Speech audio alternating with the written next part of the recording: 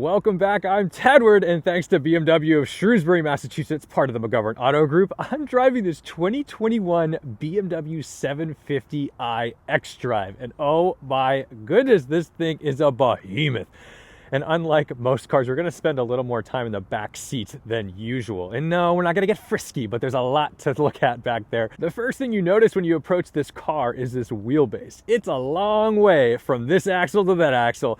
I love a big luxury cruiser. And we've got these huge grills, which, to be honest, really suit the 7 Series because it's big enough to handle these grills. But first things first, let's start it up. Got a turbocharged V8, about 520 horsepower. Ooh, that sounds nice. Let's take a look under the hood to see this power plant. Now you can still get this in a V12. The 760i still exists, but this is probably what you'll see on the road. Not as many folks are going to opt for that gas-guzzling V12, although it's objectively cooler, but this certainly does the job. It's no slouch, as you'll see when we get on the road. But unlike most of the cars that I review, look at the size of this door. This is nuts. The back seat is actually where a lot of the magic happens because there is a lot of luxury back here. So, sit in here. First of all, of course, we have soft closed doors, so we can just gently... Oh, yes, I couldn't be bothered to do that myself. And we have a beautiful skylight to ourselves. Of course, we have mirrors so we can see the goofiness of the GoPro on my face as we're doing this. I need to cut my hair. Look at this.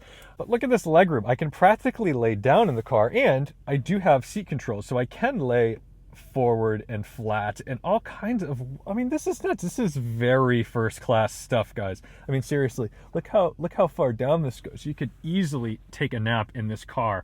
This is better than any seat I've had in an airplane aside from ones that lay completely flat. And this one has the optional massage seats in the rear. Yes, massage seats in the rear is a good thing. Of course, we have controls over the rear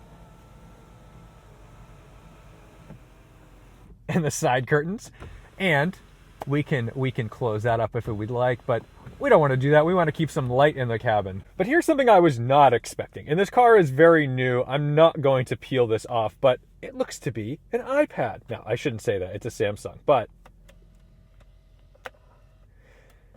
yes, you have controls on this thing. I don't know what it does. I'm not going to play with it. I feel like I'm 100 years old because I'm sitting in the back of a car. Like, what do I do with the thing? But, I mean, look at the way this goes in, too. It just secures it perfectly, so that way it knows I'm going to go thrash this car later on. We've got ample room back here as well for some things. And, oh, look at this. Everything just stows away so perfectly. Ooh, I like the 7 Series. Even the lights, you have a rearward facing light and a frontward facing light, depending on where you're sitting in your seat. But this isn't a Rolls-Royce, although it does come from the same parent company. This is a BMW, the ultimate driving machine. And that's exactly what we're gonna go do. The front of the cabin is decorated with leather dashboards, beautiful quilted seats, and first things first, when you get in any vehicle with massage seats, it's imperative that you turn it on and enjoy it for the drive. Very familiar cabin, though. This is, if you've driven any modern BMWs, this is gonna just put you right at home. You won't have any questions about where you're sitting. Although, the ride quality, now that is something that I'm not used to. This feels like I'm in a Tempur-Pedic commercial. Everything is just so damped and luxurious, yet I can still feel things. This is a bit of a princess getaway car. I can feel the massage seats in my back as we accelerate with all this nice low down torque. Let's put it in sport mode.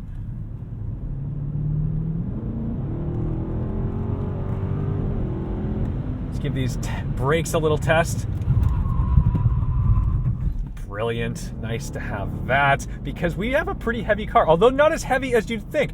I read it was 4,700 pounds. I don't know why. I anticipated it would be heavier than that, but it's not.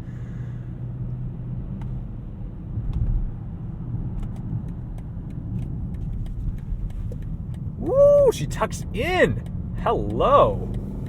In small spaces, when you're parking it, it does feel like you are docking the Titanic, but once you're on the road, it all comes together. It feels really nice, and this long wheelbase ensures stability at high speeds.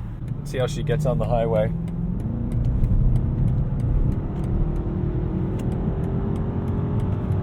You can tell it's fully aware of its torque because it doesn't give me the craziest downshifts. It actually will just kind of put it in a position where, hey, I'm just going to go to the mid-range and let you ride the wave of torque rather than just rev the piss out of this motor. Let's go back to comfort mode. This is one of the few cars that I drive that I'd rather be in comfort mode, just wafting along. That's exactly what it does. Of course, we still have all of our, I don't want to call it self-driving, but assisted driving aids in the vehicle, so you can let go of the wheel. It'll start barking at me after I don't put my hand on it for long enough, like so. We do this and it's happy. BMW systems has gotten really good at this though. I think the original ones made me a little nervous. I trust these quite a bit. Now granted, it is not self-driving. We do not have autonomous cars at this point for the consumer market, so make no mistake, you need to drive this vehicle. But it is nice, especially if you're on like a long drive, or if you just want to relax and not have to worry about slight variations in the road. The 7 Series somehow always feels like the underdog in this class, because we always use the S-Class as the benchmark. But to be honest, I might prefer the Beamer to the Mercedes in this segment.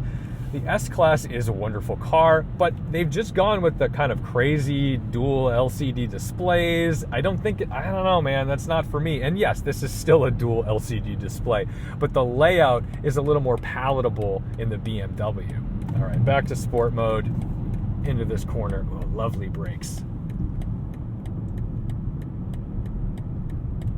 Incredible, the grip levels. Now, I'm not feeling a whole lot through the steering wheel. I'm not getting the sensation of like, yes, any understeer is going to be understood and felt by me, the driver. No, that's not really the case.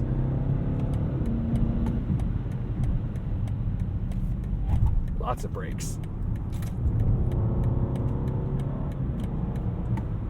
Even though the car is built to be relatively damped, when you get back on throttle, everything just happens now.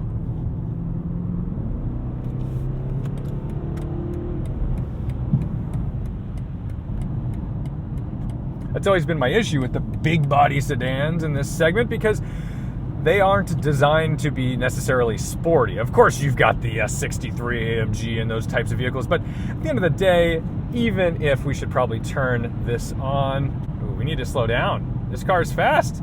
Not recognizing my own speed. Big surprise, it masks it.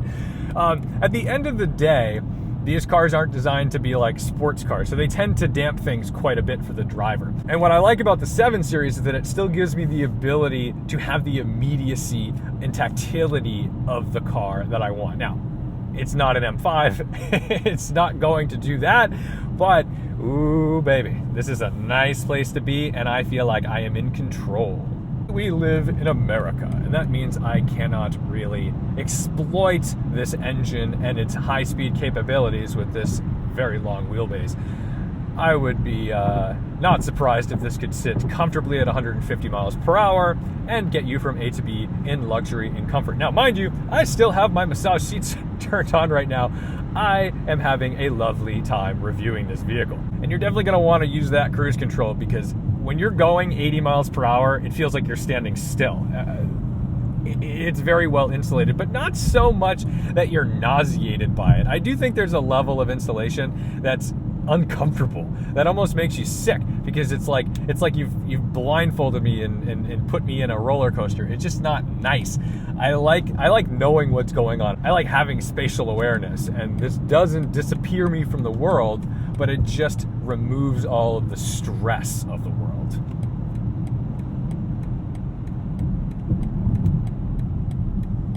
Bumpy roads, got to take a weird line. We don't want to crack a wheel on the 7. Let's get it in comfort mode and hit up some relaxing back roads. Lane keep assist is pretty intrusive. It's always barking at me, and I don't think I'm really being bad. I don't think I'm going that close to the white line. It just tends to take the wheel from me just a little bit. more than I'd like it to. What's weird now is that most car segments have more luxury than we would have ever anticipated for cars in their price ranges. For example, when I was in high school, if you got a cheap car, you were getting a Pontiac Sunfire. Now, a cheap car is like a pretty well-built Corolla that's quiet, that can go 100 miles an hour on the highway if you so choose. It's not so. See that Corolla? That's not luxurious. That was a rough car. I mean, they lasted forever, but it wasn't anything that made you feel special. So when you get into this segment now, they have to be above and beyond. They have to really wow the audience with technology and features. And this flagship BMW does a very good job showing off all of the new tech and where we're expected to go for the lower models. But it's important to remember too that this one being just over $100,000, I think this one's MSRP is about 116 grand. The next leap of luxury is steep. You go into Bentley and Rolls-Royce territory, and now we're talking like $200,000, $300,000, $400,000, $500,000. So to get what this offers at this price range is actually a relative bargain. I know. And I'm sure if you had a drink while you were speccing out your 7 Series, you could tick enough boxes to send it over $200,000. But really, when it comes to this luxury segment, like I said, until you start spending close to $500,000, this is as good as it gets. It just soaks up the road. We're on some slightly unpleasant back roads out here, and it just gobbles it all up. What's nice though is I still recognize that it's there. It doesn't disappear the road for me. It just smooths it out. If I had a family, I don't know that I would get this car, only because I don't want to spoil my kids. Like, I'm going to give my kids rear massaging seats. Maybe we'll skip the executive pack to keep them humble.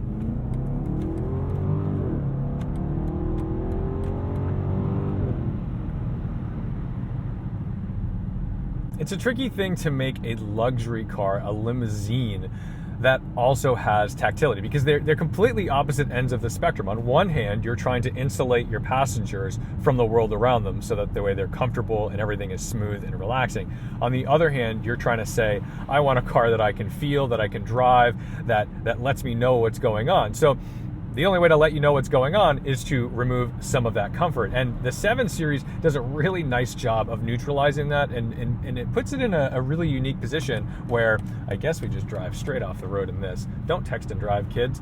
But the 7 Series seems to do a pretty good job of giving the driver just enough feedback, just enough tactility to enjoy the drive, as well as insulate them from the world. So, on that note, thank you so much to BMW of Shrewsbury for letting me drive this beautiful brand new 2021 750i xDrive. Thank you guys so much for watching, liking, commenting, and subscribing.